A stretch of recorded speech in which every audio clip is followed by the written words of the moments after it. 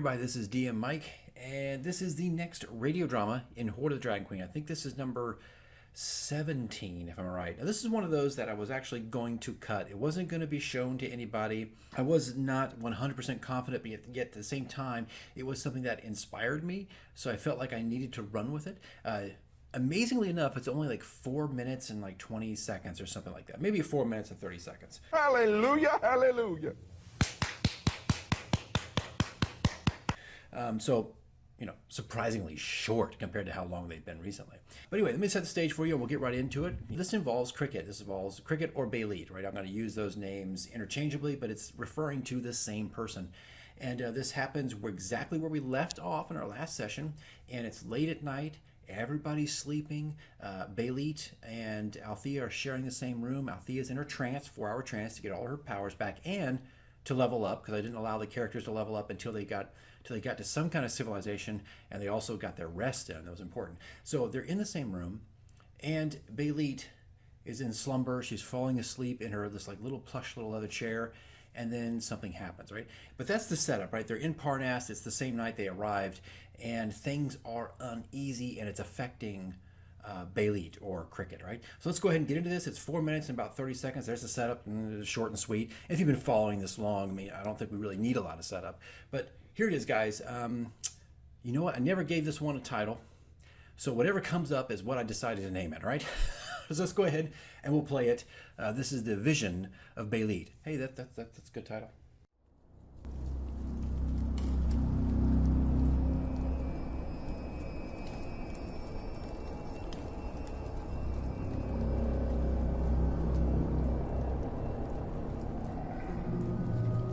The moon emits its glow from the heavens to the small, snow-covered town below.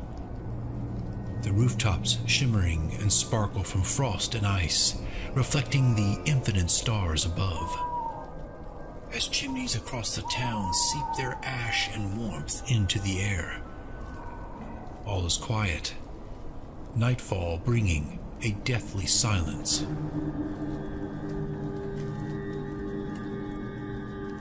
Inside the inn, Althea sits, cross-legged in a deep trance, as Cricket rests in a small leather chair, huddled under a warm blanket. Armor has been cast aside for comfort, as a short sword rests in its scabbard close by, near the brick fireplace. The flames within spreading their warmth across the small room, cradling them as they fall into a deep sleep. The moonlight glides through the window panes in gray, misty beams.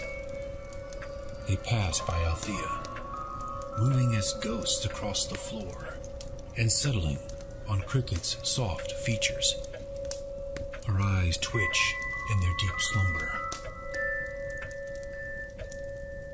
From the shadows behind her, a taloned hand emerges. From both sides of the chair, these wretched arms reach out as if they were growing from the black pit behind Cricket. The arms reach further and further and slowly close around her body. Suddenly, an arm grasps Cricket by her throat, awakening her in sheer panic, and lifts her to the ceiling. Cricket struggles, bringing her hands to the arm that seeks to end her life. As she looks down, the last remaining air floods from her lungs in a terrified gasp.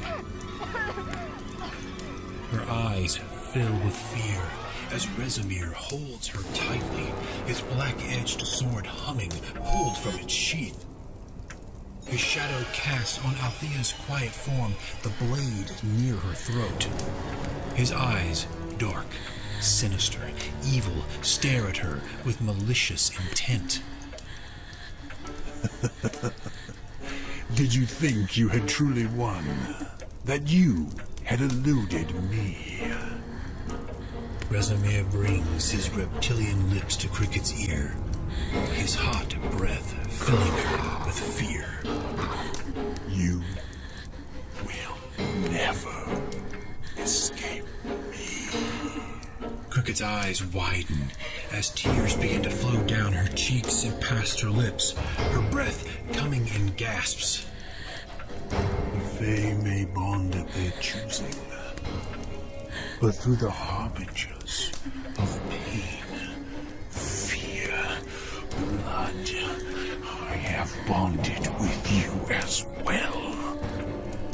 I am coming for you, little Faye, and you will be mine, and them.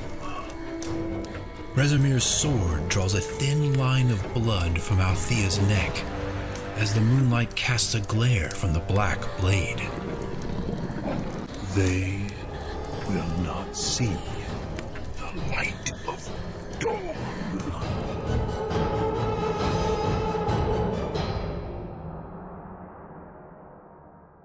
So there you have it, folks, like 4 minutes and 30 seconds, something like that. Pretty simple, pretty straightforward. I wrote this. This is not, usually it takes me about a week to 2 weeks to do a radio drama. I did this one in one evening and one afternoon, the day we were going to play. So it was done very, very quickly. The writing was done very quickly. Of course, when I'm writing for Bayleet, Cricket, I don't have a woman, right? I don't have a woman around to do the voice, so I have to rely on effects that I can find of people just kind of, women make grunting sounds and whatnot. It's the only thing that fits. So these are visions that Bayleet is having, all right? This is not really something that's happening in real time. This is a vision she has. She is scarred. She has gone through trauma, and this is the effects that are having on the character, right? So it was pretty brutal, violent for her, but nothing really happened in the room. Althea did not get the cut. Rezamir was not standing in the room. This was something that was going through her mind, her soul, and it's something she'll be dealing with for a long time, right? Months and months of torture, you don't just walk away and you feel like $1 million, okay? So that's what was going on. It was this vision and a dream that Cricket was having. Here's my problem with it. I was going to cut it. I was going to edit. I was, even when I got done with it, I was like, do I really want to show this? Is this important? Does this move the story forward at all? I decided to play it, and I did. And I'm not sure what the reaction was necessarily. Internally, for my players, I think some of them really thought that Rezamir was right in that room, but that wasn't the case. I think the problem I have with it as a DM is that I was afraid it was starting to put the spotlight on an NPC and not the characters, individual or a group, whatever. That's what I was kind of worried about. And also, if you listen to every single one of my radio dramas, I don't think any of them, none of them refer to the characters personally. I don't use their names. It doesn't refer to them at all. Like in a foreshadowing kind of way, like they know someone's doing something, and of course it's the characters. But I've never written one that specifically has one of those guys, those characters, in the room and something's happening. Now, I think all the way back in chapter 1, I did a little bit there where they shot the ballista into Lenathan. Minor thing, was an action piece. It was cool and it fit the thing. But I've never really referred to anybody. So I thought that also might have been a little strange because no one's been, like, for lack of a better word, a star in the radio dramas. Superstar! That was my problem with it. My problem was I was writing and I was putting someone very specific into it, and then also I was turning this kind of spotlight on an NPC, which I wasn't too sure is the best thing to do. We went with it, right? I ran with it. I played it. Whether it was a good decision or bad, I don't know. Maybe it was just fine. Maybe it was just fine to do.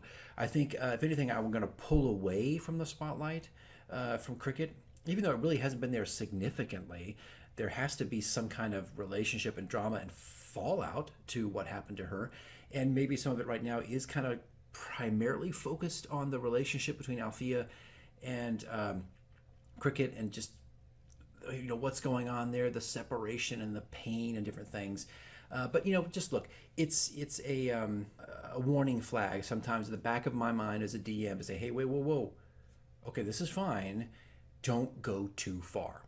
That's the thing, right? Don't go too far. Maybe it's a word of wisdom, to DMs out there. Just don't go too far with your NPCs and making them the stars. And by no means is Cricket the star of this show, but I just felt like it was going that way. So anyway, this was going to be a lost episode, a cut scene, not literally a cut scene, but literally cut. I'm not going to show it to anybody, but I think it's okay. It worked. I don't feel regretful about playing that radio drama. So hey guys, that's it. That's the radio drama. It was short and sweet compared to a lot of things I've done before. There's still one more radio drama sitting out there. I've got 2 weeks before I play my next session, and I'm trying to figure out, do I want to do something? Is there something there? I am interested in going back to the beginning a little bit and what's happening in Greenest and what's happening in Kingston, so they are not forgotten. They're always going through my mind, to be honest with you, but just so they're not forgotten in the radio dramas. But we'll see how this goes. But there's still one more out there that's about 12 minutes. It's kind of long, or 9 to 10, I think. And that's already been done, signed, sealed, delivered. It's ready to go. I'm just waiting for the right time to play it. So at least there's like 3 to maybe 4 radio dramas to come. We'll see how this goes. All right, guys, that's it. Short and sweet. Campaign diary to come, a couple maps to come. They might already be posted. And we'll be wrapping up soon. All right, guys, thanks for watching. Thanks for keeping up. And I'll see you in the next video. And now listen to this.